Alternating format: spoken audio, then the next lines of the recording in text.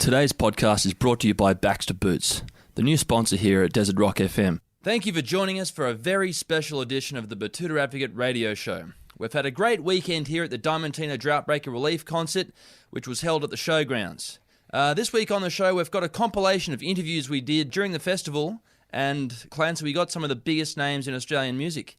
Yes, indeed. Thank you, Errol. That's right. We were down there just to the side of the big stage of the Batuta Showgrounds all weekend, speaking to some of the huge names that had kindly volunteered to come out here and put on a bit of a show for the struggling farmers. It was a great day for a great cause, Clancy. And on top of that, we managed to line up some really notable artists to come on the show, and we've stitched them together for everyone. Yes, we've got Thelma, Plum, Angus Stone, Sam and Elliot from the Rubens, Nick and Jay from Pond, and Kevin Parker from Tame and Impala. So a bit of a Perth-centric podcast this week, but these are the people that volunteered to come out, and we're very happy to have had them. Now, keep in mind, listeners, this show was recorded live from the side of the stage. You know, the quality might be a bit pitchy, a bit bassy, but you should be able to get what they're saying. Without further ado, it's time to get on with the show. And the first guest we have, of course, is Thelma Plum, straight out of Yeronga Pilly in South Brisbane. You're listening to Errol Parker and Clancy Overall, editors of the Batuta Advocate on Desert Rock FM. We've got a very special guest who's made her way 24-hour drive out from Melbourne. Thelma Plum, thank you for joining us. Hello, no worries. Now, Thelma, you're having a big year.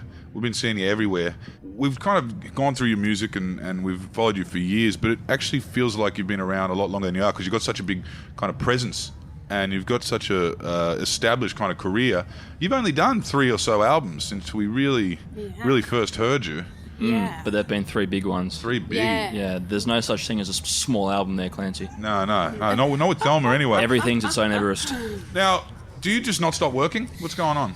You know what? So I've got 2 EPs out, and this is my first album that I've ever released. But I just work all the time. I'm a really hard worker. Anyone that would just know, I definitely. But yeah, I don't know. It took a little while to make this record. And so I guess it's been a long time, 7 years kind of since I made my first EP, and now finally I have an album. Yeah, sorry, we mix up EP. Yeah, we're not 100% in the music industry. But this is your 3rd assortment of musical tracks. The 3rd release. Now, just listening to you sing before, Thelly, are you classically trained? I am not. No, I never had any singing training. I actually definitely was rejected from the choir. Really? When I was in school, and fuck you, Mrs. Cook, look at me now. No, sure. She's glowing up. What was the music that you were singing that got you rejected from the choir? Are we talking a bit of Maya, a bit of Gwen Stefani? Okay, good. 2 good ones. You know what? It was, I loved Delta at that time. Hell yeah. I still do love Delta. I still, that album, it was a banger. It was a big one. What's that one? Innocent Eyes. I'm like, I know it. Tell you what, there was one thing I was kind of wondering because we just were over at the tent and the tent was packed out. How do you get from the backstage area back to the green zone here? Do they make you walk through the crowds of people, or you go through? They choppered me over. No, there was a van. We had a van waiting for me. Right. Yeah, didn't walk. I was golf cart or no. Would have liked a golf cart, but no, just a van. Yeah. Can we just go back a few years? And obviously, Mum's here in the corner, and we were just talking. These are Fairfield girls, born and raised South Brisbane, down in the floodplains, I guess. Now, where did you start? Was it? And obviously, you're one of the few musicians your age that didn't come through any form of reality television shows. So where was that? Was it Unearthed? It was Unearthed. Yeah, I would have loved to have been on a reality show though. Like I often wonder. You thrive in competitions. Always was like, why don't you go on The Voice? And I'm like, I don't know. I should. Yeah. Do you think you'd ever want to be a judge on The Voice or something? Or you got no idea. I've literally thought about this so many times. Because how I said I liked Delta before. It's like I like everything that she does, including her being a judge on The Voice. But I don't know. I'm like, Delta, maybe your time's running up. Maybe I'm coming for you, Delta. And you heard it here first, Channel 9. I don't know. Or is it 7? I don't know. 9 Now. Yeah. The online streaming platform. Impala. No, what's the other one? Prime. Is that like the... That's the regional. Yeah, the regional one. Okay. Win Prime. Win. Now, what's happening in the near future? We've seen you've been doing a little bit of media because obviously this newest assortment of tracks is out. What's you touring? What's going on? Is this the start of something? Yeah, so I've got a tour coming up. I'm going to go all around the country, which will be pretty fun. And the first time that I'm playing, like, I'll play songs from my new record, which is pretty exciting for me. We had a very, very interesting interview before with Angus Stone, which we may or may not include in this interview because it was very dry and definitely not as chirpy as you, Thelma. But we asked where his secret pockets of fans are, and he gave a very interesting answer, which he said was like China or some shit. Where do you find, fans of Thelma that you've just wouldn't have imagined they existed there? I don't know. Literally all my fans are like young girls, which I love. But then the other day I saw a tweet, because sometimes I Google myself. Yeah. No, I don't. I do.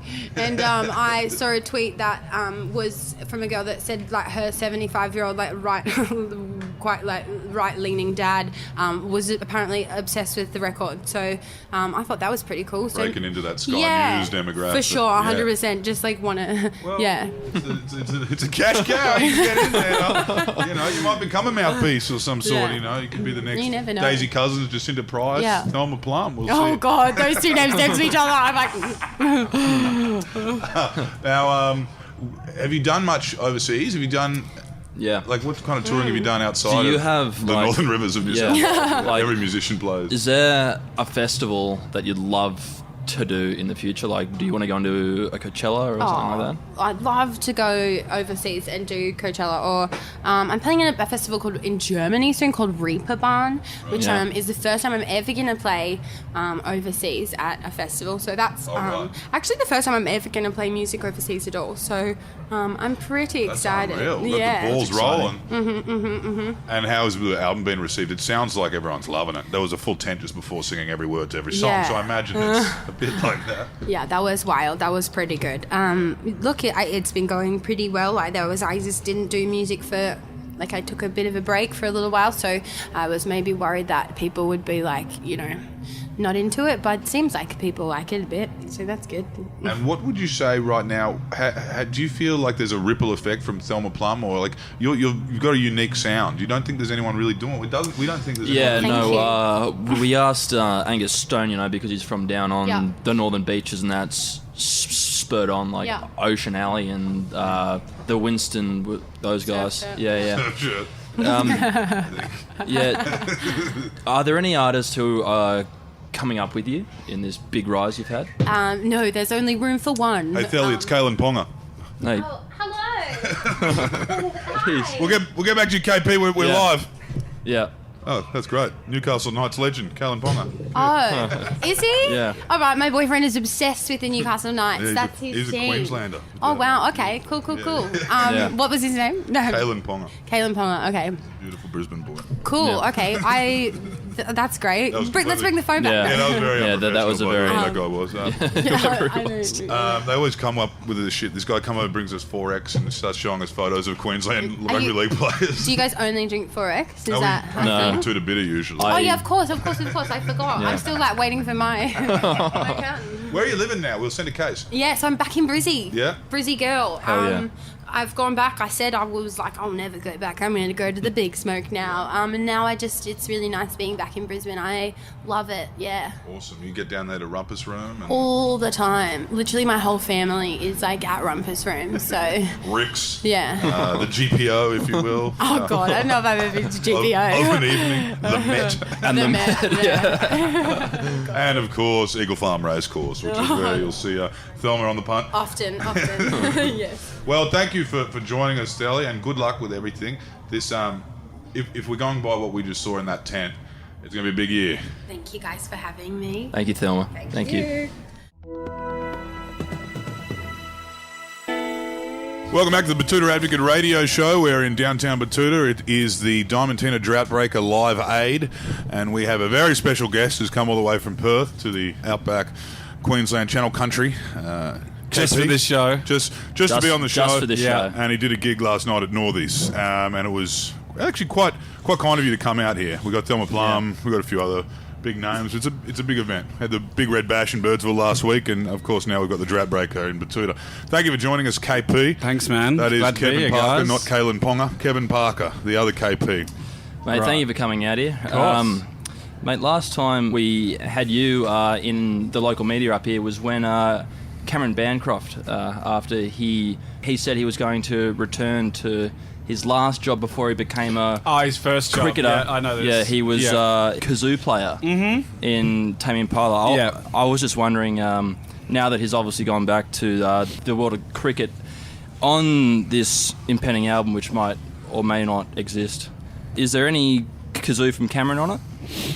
Well, as with all parts of the kazoo album, I'm strictly Yeah. close-lipped about it. I feel you.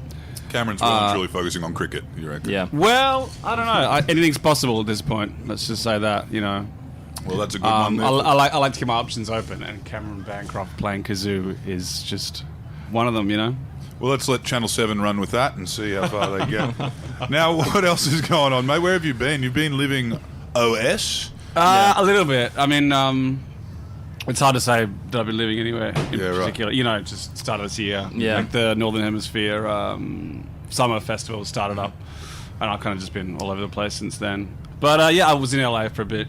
Back in Perth now. Well, technically. I was there for about 3 days. Yeah.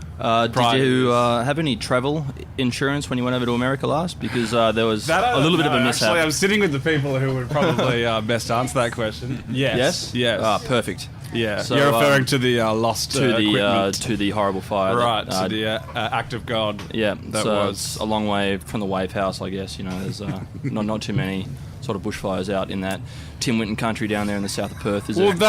Well, exactly. That's what was so ironic about it. Is that, you know, everyone was saying, oh, you know, too bad about the bushfire and you're like losing the stuff in LA. All the American people were saying it to me, and I was like, because I went home after that, and they were like, oh, you're too scared of the bushfires. You know, I had to go back to Perth. Yeah. I was like, it's crazy, you know. It's like the home of bushfires. Now, great documentary out right now, Mystify, about the story of Michael Hutchins. And I guess by proxy, he is a Western Australian artist. Spent a bit of time there. I'd say so. I'd say so as is well. he? Yeah, well, they started out I think there. the DY does claim him those northern beaches. Yeah, and Sydney. so does Singapore and Hong Kong. That's what happens when people are successful internationally. Various states claim them. Yeah, you know, well, Bon Scott and whatnot. Gina Reinhardt's definitely from Queensland now. Right. Her old man, Lang Hancock, was very much a Western Australian. Did you feel there was a scene that created you and your music? Yeah, I mean, I reckon it's the kind of thing where it's really obvious for people on the outside to see, but for someone that's like in the scene, or scene, quote unquote, it's kind of like, I don't know, I just started making music, and there were a bunch of other people around who also started making music. Yeah. You know, a scene is something that people kind of like use to describe something they're seeing from the outside. You know, no one says like, hey, I'm in the scene.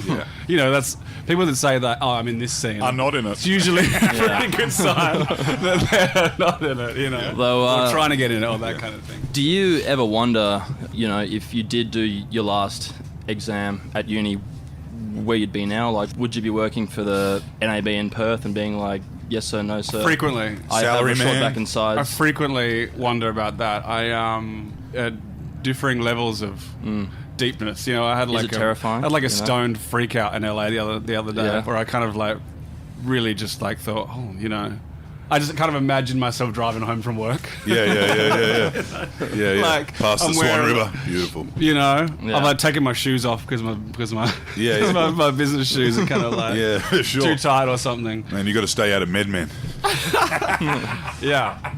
No, we went over there early in the year. It's a great place, great industry. Oh, okay. So is this the start of a tour? Or are you in like a Bob Dylan mode where you're just constantly on tour the whole time? Yeah, I'd say that. I mean, like, yeah, it's pretty. The word tour is pretty redundant at this point. It's kind of like we're here and then we're there. Especially as I say, like doing all the festivals. Yeah. You're at the mercy of the schedule of whatever place is putting a festival on. So we'll be in Sweden for one night and then catch a ferry and a plane and a bus and whatever else to wherever else the next day. You know? Which is effectively, you know, you're in different countries and you've done a ferry and a bus, but that would just be like crossing from Freo to Perth, wouldn't it? It's like, that's the weirdest thing about Europe. It's like, actually, we're not that far away, but there's a different language and different set of fans. And that's another question we want to get to, and we've asked everyone here that. where do you find your secret pockets of fans? You know what I mean? Because Yeah. we heard a quote the other day that apparently, you know, you're like the new Robert Downey Jr. in that African Americans love you. I think that's how everyone feels when they go to South America. Yeah, right. Like everyone feels like the Beatles the first time they go. yeah, You know, right. they just kind of just learn to accept it. I don't know. I feel like with the internet these days, there's no real secret pocket of fans. You Yeah, know, right. fans will make you aware of Yeah. their existence. Yeah, for sure. I guess depending on how much you go on Instagram. Yeah. Come to Brazil. Yeah. Well, yeah, for sure. Because Kind of running- Angus Stone said China. Yeah, no, really explain it's just that. like, Okay. China. China. We won't sledge you as hard as we have. Anyway, Yeah. Well, we haven't been to China yet, so yeah. you know, Well, ask me again in a little while. So, we're looking 6 months. we're looking behind you. Oh, 6 months? I just had the 6 months. so just, We hope you've got the right social credit to continue touring over there. So just one quick question before we go. We Yeah. also ran an article about a year ago that the world is running out of obscure animals to name their band after. I think I remember this one. I do remember this one. How did you come to settle on Tame Impala? I think it was one of those things I just did it as quickly as I could and then forgot about it. You know, it's the kind of thing where as soon as you start making lists, you're in trouble. Yeah, you for know, sure. you'll never decide anything. So I just Sounded good. popped into my mind, suggested it to a friend. He said Bonza. That was it. Because there's a very popular kind of band in Batuta at the moment called Domesticated Gazelle, which has Okay. been it's an Yeah. interesting sound, but they do mirror a lot of that kind of Western Australian folk rock. It reminds Yeah. me. This is no offense to them, but it sounds like it could be like a tribute band in like 20 years or whatever. Yeah, like Yeah. the Akadaka band. Yeah. Oh yeah, what's Akadaka? What's one of No, those? ACDC I don't have a know. tribute band called Akadaka. Oh sure, Which right, is right. almost cheating, I feel. Yeah. It's like calling your Rolling Stones tribute band the Stones. Well, thank you for joining us, KP. Cool, Yeah, course. it's been an absolute honour, and I'm sure the people in the Diamantina Shire will be eternally grateful that you've come up here and and helped with the drought appeal. And Happy of to help. course, you Happy know, to help. the invitation is open for next year and the year after that, Absolutely. Thanks, mate. provided that none of us get cancelled. Right, yeah. We're playing with that line up here. Anyway, That's kind of thank the point, you. right? Thank you, Kevin. Thanks very much.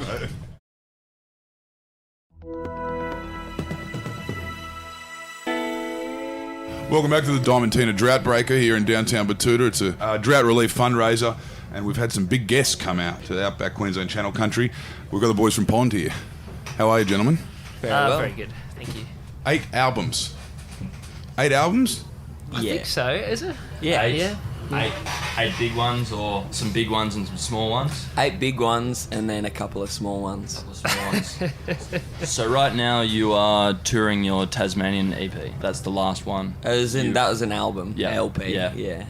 There are probably a lot of people in our part of the world which don't really know the difference between an EP, an LP, and an album. An LP and an album are the same thing. They're just like filling up a 12-inch record, Yeah.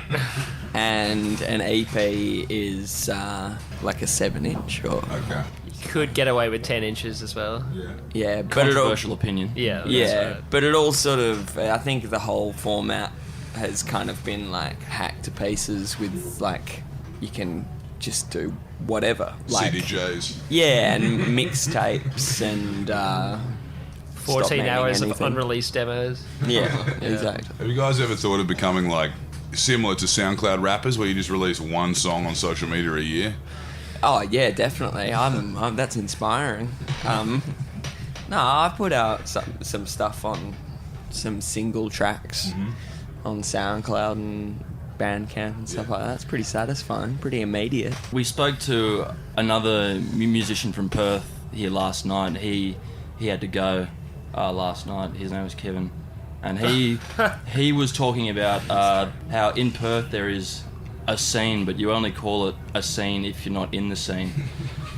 And it seems that all of you are in each other's bands, so is it safe to say that you are the only musicians in Perth at the moment? Certainly far from it, mate. There's a thriving community of all kinds of musicians at the moment. You I'm guys. fortunate enough to work sound sometimes at Mojo's Bar, and there's like always something going on. If you're ever in Fremantle, it's an institution absolutely down there. But a little bastion of in the docker capital mojos. Mate. I think as far as actual musical ability goes as well, I would barely consider myself a musician, especially compared to some of the Freak shows out there. Oh man, some of the bands in Perth, the young people quite young are such shredders. Mm-hmm. All the Stella Donnelly band are just absolute monsters. Who is the biggest savant you've ever seen? You've seen someone sit down with a guitar and they're basically, or whatever instrument they've got on, and they're basically like Rain Man. Have you seen that? Yeah, Evelyn Ida Morris. Yeah. They do Pikelet from Melbourne. Wow, yeah, totally true. They're unbelievable at proper high-level classical piano, guitar, really good drummer. They used to drum in hardcore bands and stuff, and just really embarrassing. So why do you think so much good music is coming out of the West, and always has, and probably always will? Is there something in the water out there? I don't know. My theory was that it was separated enough that you didn't actually have any real life promise or aspiration to, make it, quote unquote. In bigger places, it's right there and it's truly possible. So you start making the steps to get there, like getting the right look and being on magazine covers and maybe joining in on a sort of trending scene. But if there's no fucking float around the Sando, hopefully meet the Whitlams. yeah. But if there's absolutely no possibility of that, then you just kind of fuck around with your mates. Is that where the band name came from? What? Pond? Small pond? Well, Become big fish real quickly in Perth. I think it was more of a kind of lakes in the ocean, kind of a everyone inclusive, no real sort of fixed formula or no lineup. boundaries. So what do you think you guys would be doing if you didn't become touring and recording superstars? If I may jump in real quick, I was, and will always be the Jip Rock king of the Southwest. Okay. I can sling that rock. Jip Rock, that is. Well, it's Perth, so it could have been either or. Straight up. Jip Rock. I don't know. I reckon I would have probably just continued into academia. Yeah, right. Done more work in the Kimberley, doing oral history stuff. Do you view music, especially a young kid, as an academic pursuit? Nah. Not like those kids that get pressured into violin at 2 years old, or no, not at all. That was just fun, recreational. Yeah. It just Still is, right? yeah, straight up. No, it's impulsive and instinctive, and body. It serves your body instead of your brain. First interview we did yesterday was with Angus Stone, who... Big Stone. Yeah, Big Stone, and we've pretty much put shit on him in every interview we've had since, because he was very Byron Bay / Northern Beaches. He was very humorless and serious. And I feel like this might end up being a super compilation of Perth artists in this post-event podcast we're doing. But is it a cliche to say the isolation really was ever a thing on your mind in Perth? Because you were isolated. You probably don't like to think that, but we don't know whether Perth's at the Kimberleys or it's down in the Margaret River. We don't know what it looks like. $800 bag country. I reckon it was. I reckon it was isolated enough that I didn't actually know it was isolated. That's true, yeah. I mean, I grew up in the Kimberley, so when I first went down to Perth, I was like, whoa, big city. Yeah, right. Here we go. And what was it go up there? What were you families up there? Yeah, my mum was writing a book, and my dad was working in the Kimberley Land Council, doing land claims for Indigenous groups and stuff. Are you Noongar family? Hey? Are you Aboriginal background? No. I just from spending a long time up there, sort of osmocised into the fold. Dan Sultan talks about the Kimberley a lot. In fact, a lot of musicians seem to spend a bit of time up there at some point of their career. I think it's a brand new day. Seen a few of them up there. Pretty beautiful. It's a pretty beautiful place. So are you guys in the middle of a tour, or are you just starting? You know what? This is a kind of a one-off thing for now. Right. The next This is thing how you guys is, came over from Perth. That's right. Just you know? for this. Oh, I came from London, which is Whoa. that's yeah. I know. I'm gonna have to plant a lot of trees to settle my settle the score. Or you can just be like, I'm going to offset this flight. Yeah. $1.50 change. And then you feel better. Yeah. I don't know. I was coming over to roadie as well with Tame. Did you guys see me on stage last night with my Mirrorball helmet? Run around? You're in the Mirrorball helmet. Yeah, did you come on at the end of Apocalypse Dreams and were like, show's over, here's my little torch? No, that wasn't me. Alright, well, I'll keep an eye out for you next time. Definitely. Now, another question we've been asking everyone as we get to know the artists is, where are those secret pockets of fans that you didn't know? People always stumble across fans in South America somewhere. Yeah. But Kevin said, with the internet, it's kind of one and the same. Everyone's a fan anywhere. And we asked Angus and he was like, China. Gas. China, man. I found out I've got some fans in Lismore. Big Gus. Good response, Gusso. Where do people reach out to you from, particularly, or where does your music numbers? Oh man, we seem to really hit it off with the in the Latin American sphere, which is so sick. Gum showed me like the graphs on the internet that have like that shows like little dots around the world where you're supported. It's like there's ones in the middle of the Ukraine and stuff like that. It's like fuck yeah! Shout outs to you for noticing. Shout outs to Chernobyl. Thanks for coming along today, guys. As you said, there's a one-off. So is there plans for like a 9th or 10th album in this year? Yeah, definitely. Yeah, absolutely. Were we going to get anything more from Nick or from Mink Muscle Creek? Or I don't know about the creek. no. Leave it lie. Or Yeah. anything from you, Joe? Look, mate, I've been working on Chinese democracy now for about 4 years. It's becoming a self-fulfilling prophecy. Yeah. I But love I'm tantalisingly close, guys. Okay. It'll come very soon. Are you aware that his nickname is Shiny Joe Ryan? Yeah, just making sure you get how undeniably hilarious that album name is. Shiny's Democracy. And the fact that it's taken 4 years so far is just perfect. Well, it's a term in government. That's right, yeah. Democracy. Fucking right. Absolutely. Didn't That even think just about flies that. by, doesn't it? All right, Thank thanks, you, guys. guys. And good luck. Yeah. And good luck. Cheers. You too.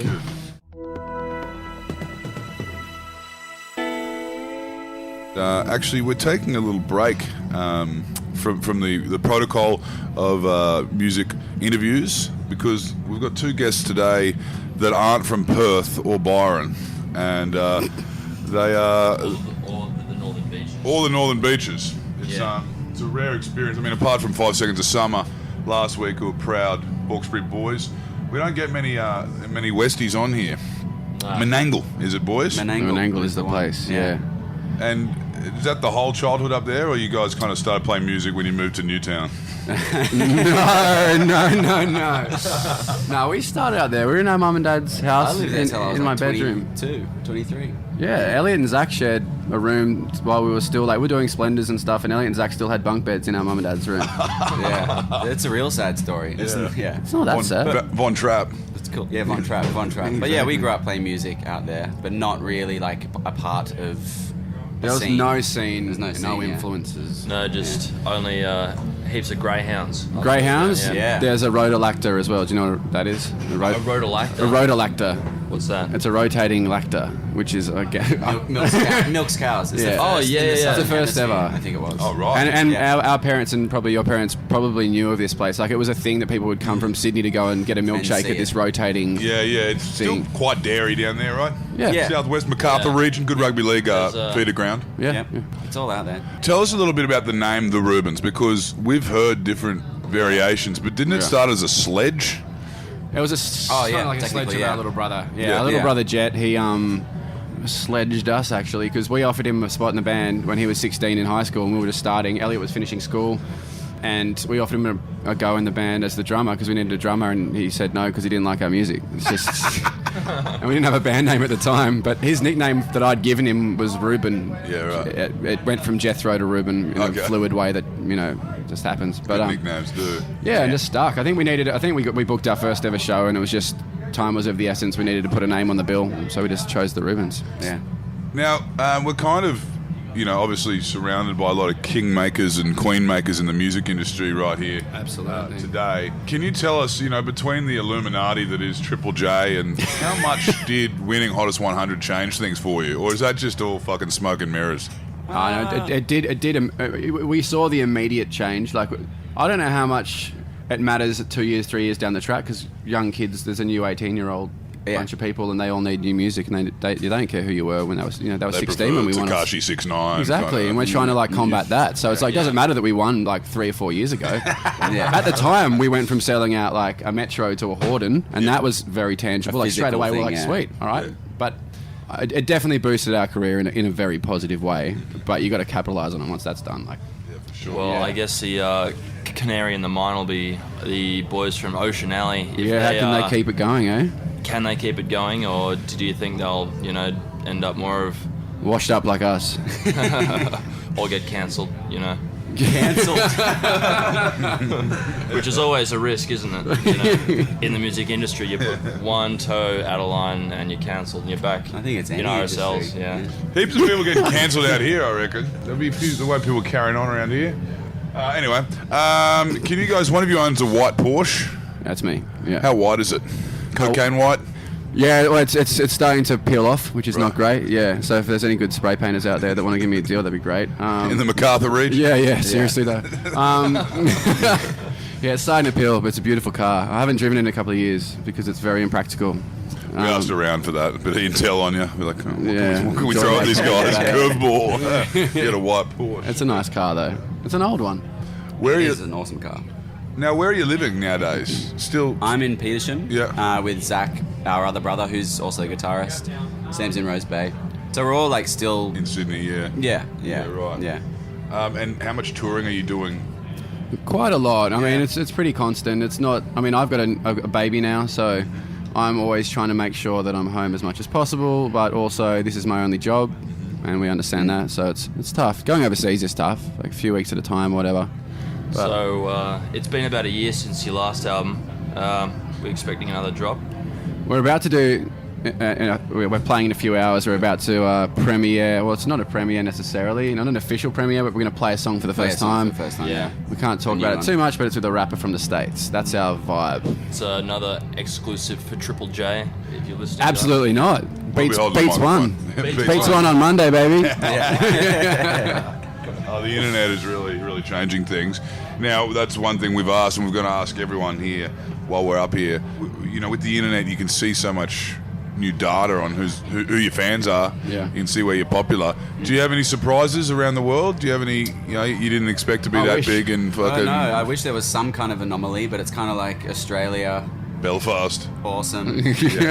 Everywhere else at the same level of not much, plain just pubs, really. Yeah. But I hate looking at... I know you can look at Spotify data and see where certain listeners are and peaking and certain times a year and when's the smart time to drop, and I hate that stuff. Yeah, right. It just makes me think about it too much, I'd rather just not look at it, You don't want an algorithm. Yeah. Do you guys get bands coming here on the weekend trying to be really funny? Or like being intimidated? Everyone knows who you are and what you do. Angus Stone, he came in here and gave us fuck all. Like, he just came in here with his sunglasses on, and we asked him, it was like, Angus, where are some of your little, like where is a country where, you wouldn't think you'd be that sort of popular? And he goes... Same exact question. And he goes, China? Like, thanks, man. Here he is. Like, fucking cheers, mate. And then, I think most of the guys from Perth, they were really funny. Yeah. Yeah, they got funny accents as well. They say a few words differently. That kind of, it's like Mosman.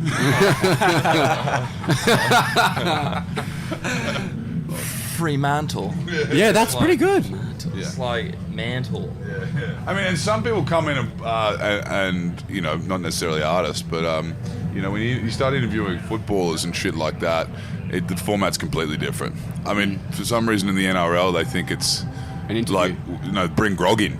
Oh, Yeah. Real? Yeah, Willie Mason came in with an 8-pack of G&T Fairy Floss flavour and finished them. you're kidding me. Finished them. That is where I want to be. That's amazing. And That's a vibe. he told us a lot of things that he, like, in the morning, he was like, "Oh, fellas, can we roll the tape back a bit, eh?" I was a bit pissed. Like, yeah, sure, Willie. Yeah. A lot It just it went out as is, right? a lot of fraud happening in the NRL in the early 2000s. That's how you get the scoop. Yeah, just get them That's pissed. mad. They get themselves pissed by the sound of things. Yeah, I know. They do all the work. You boys got beers? Nah. All right, all good. I'll bring my own little treats. Yeah, no, it's looking like the near future for you guys is there's going to be a few surprises. You're a bit tight-lipped. It's like we have to be. It's a shame. yeah. I hate having to be tight-lipped. It's only for another day. We got a collab coming out, which we're really excited about. It's a standalone thing. It's not attached to our last album or our next. It's just a thing that we got to do and was fun. And we'll be able to talk to it in a couple of days. There's not a huge amount of other secrets that we got though. Really, I wish we had more. No. That's about it. You ready to take another holiday in Magnetic Island sometime soon, or? Oh my god. Were you there? You going? See, I don't even Oh, know. yeah. I saw Rowan just before, just outside, lurking, Yeah, just like. He's giving us all the intel about the white Porsche and the Magnetic. Oh, I knew. Friend of the show, Don Joyride. And Raf too. He wants to know where his Versace shirt is. I've been wearing it, man. That's actually a good story. Like we got to know those guys on that tour, Groove the Moo. We were kind of like a fan of theirs, and then we just ended up partying with them the whole time, basically. But I was wearing this like crazy like gold embroidered shirt with like AKs on the back and stuff that I'd ordered online, which is really cool. Bikie And Raf saw it and he liked it, and he's all fashiony and whatnot. And he the next day, just in my dressing room when I rocked up, was just on a hanger. He didn't say anything, no note or anything, just a Versace shirt. And it was the kind of guy he is. And then I was looking at like a fashion reseller website 2 years later probably, just like looking at stuff. It came, I was like, $800. Like, what the hell, dude? Raph, I love you, man. Like, I feel like I need to give it back. Tell him it's in great nick. I'll bring it back. Still got it. Very decadent, the ADM scene. Seriously, is, man. A lot of cash. Going on. Yeah. Yeah. Well, boys, thanks for joining us. Good luck today with the secret song and all this. And all the stuff to come, I guess. Thank you. We're excited to hear what you've got in store for us. I will be in the crowd with my camera out, ready to put it online. Yeah, you can do that. Yeah. Oh, really? That's what we need. It's virality. Hell yeah. Yeah. Peer-to-peer sharing, baby. Come on. Thanks, fellas. Thanks, mate. Thank you. Thanks, boys.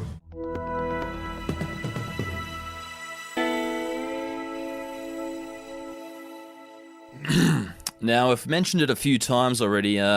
The Angus Stone interview was interesting. Nevertheless, here it is. Angus Stone, how are you? Mr. Lemon, if you will. How do you do? Well, thanks, mate. Thank you for joining us. It was very kind of you, because Matt Corby said no, and a few other people have denied us, but we know you don't censor the press, so that's... Oh, gee. Oh, gee. What's been going on, mate? It's been about 12 years since you guys hit the ground running. Yeah. In the duo capacity. What have you noticed in the music industry since you started? Do you reckon it's easier or harder to get involved? It's constantly changing. I think what I notice is just the way that you get waves of different styles pushing through. When a band blows up, you can kind of see the ripple effect that puts through different writers and stuff. But festival-wise, I don't know. It feels like it's becoming more international in the way that, I don't know, when you go overseas to the States or whatever, some of those festivals, they have this stigma it's quite large and it feels really worldly. I feel like Australia's tapping into that. Getting there more a bit. and more, yeah. Now, you're also a farmer, we've since learnt. Yeah, you've moved from the beaches down there in Sydney. So you're running a few head of cattle, some sheep, some goats, some alpacas? I bought into a working farm, so we deal in Wagyu, Angus, cross beef, and veal. I know that Wagyu is on the big bounce back. That's one thing that people buy in a recession is they buy food and they buy shelter. Sure, yeah. Well, that's enough of that. We'll spare you the rest. You've had to listen to an entire podcast. It sounds like it's been recorded in a beer garden during happy hour. And we've ripped on Angus enough, so we won't play the whole interview because it isn't very stimulating and doesn't get much better. Yeah, I think it's time to tie a bow on it, Clancy. Thanks to the rest of the artists for coming onto the show. It was a real treat. Yes, and thank you too, Angus. It was very kind of you, and we look forward to tasting some of that Wagyu. We hope you enjoyed it this week, listeners, and as always, we'll see you next time.